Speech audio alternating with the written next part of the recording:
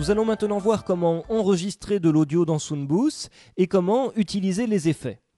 Je vais enregistrer un commentaire qui servira de base à un montage qui sera fait sur cet audio que je vais enregistrer. Pour cela, je clique donc ici sur le bouton Enregistrement. J'ai accès ici à différents réglages. Je peux déjà voir le vumètre qui m'affiche actuellement le niveau de mon entrée audio. Je peux donc choisir ma carte son, la fréquence d'enregistrement dans laquelle enregistrer, si je veux enregistrer en stéréo ou en mono. Si ma carte son dispose de plusieurs entrées, je peux ici choisir l'entrée de mon choix. Je vais cocher ici le fait de surveiller l'entrée pendant l'enregistrement, c'est-à-dire que le vumètre sera actif pendant l'enregistrement. Je donne un nom aux différents fichiers audio que je vais créer si je fais mes différents enregistrements. Et si je crée différents fichiers, un numéro sera automatiquement ajouté après chaque prise. Et je choisis également le dossier de mon disque dur dans lequel enregistrer ces fichiers audio. Et j'appuie maintenant ici sur le bouton d'enregistrement pour rentrer en enregistrement. Ce 15 avril, la 31e édition du Marathon de Paris a été marquée par... Je peux maintenant fermer cette fenêtre puisque j'ai fini mon enregistrement. On peut voir que dans la palette fichiers ici, le fichier que je viens d'enregistrer a été ajouté. Et je peux donc lire mon commentaire. Ce 15 avril, la 31e... Je vais donc supprimer le début ici sur lequel la phrase a été loupée. Je zoome donc dans ma forme d'onde avec le raccourci Maj S afin de faire une sélection assez fine. J'appuie sur Sup au clavier et je vais rajouter un léger fondu au début du commentaire. Pour cela, je clique ici sur l'icône du fondu et je fais glisser vers la droite afin d'appliquer automatiquement ce fondu. Ce 15 avril, la 31e édition du... Et je vais maintenant appliquer des effets pour donner plus de présence à ma voix. Pour cela, je vais utiliser la palette Effets ici. Et je vais ouvrir des effets de type réverbération pour commencer. On peut donc voir que les effets sont représentés sous forme de rack. Ici, le rack de réverbération. J'ai à ma disposition différentes préconfigurations. Par exemple, je vais choisir cette reverb et l'écouter. Le Marathon de Paris a été marqué par des conditions météo.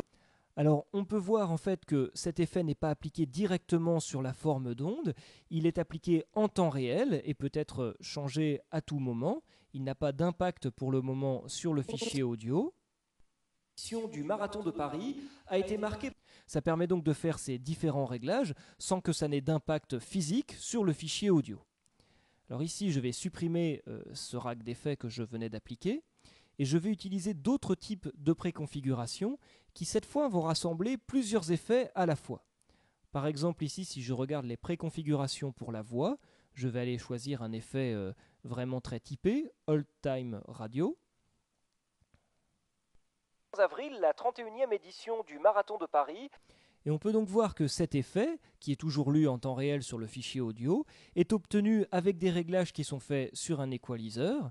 On voit ici le réglage qui a été prédéfini pour obtenir cet effet, ainsi qu'un autre réglage ici qui a été fait avec un second équaliseur. Alors si je veux appliquer des effets plus liés à de la production, je vais me rapprocher de réglages que je connais, celui-ci, Narrator 1, et avec ces trois racks d'effets ici, cela va donner plus de présence à la voix, a été marqué par des conditions météo surchauffées pour les... grâce à l'équaliseur, au compresseur et à cet autre équaliseur qui a également été rajouté.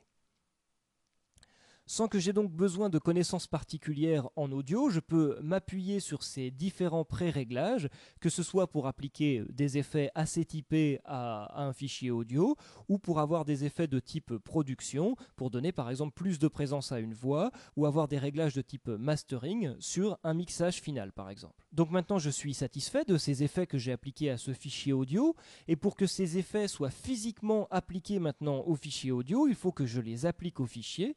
Donc ici, je clique sur Appliquer au fichier. Et donc, l'ensemble de ces effets va maintenant être rendu dans le fichier audio.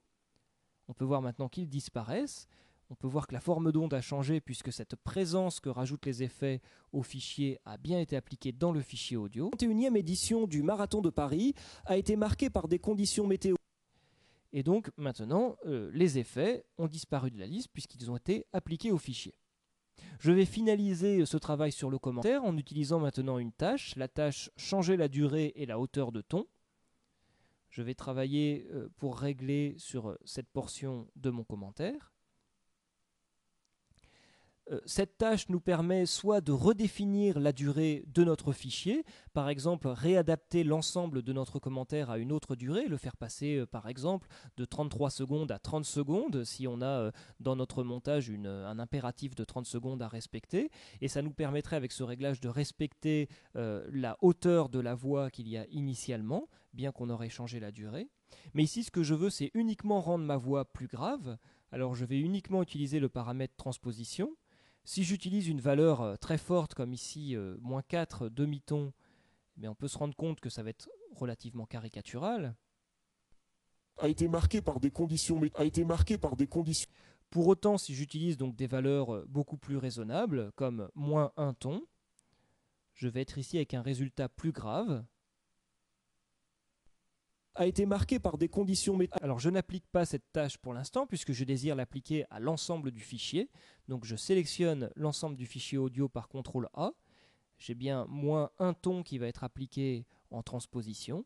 Je valide et le rendu est donc en train de se faire sur le fichier audio. Cette transposition a donc maintenant été appliquée au fichier. La 21e édition du Marathon de Paris a été marquée par des conditions météo.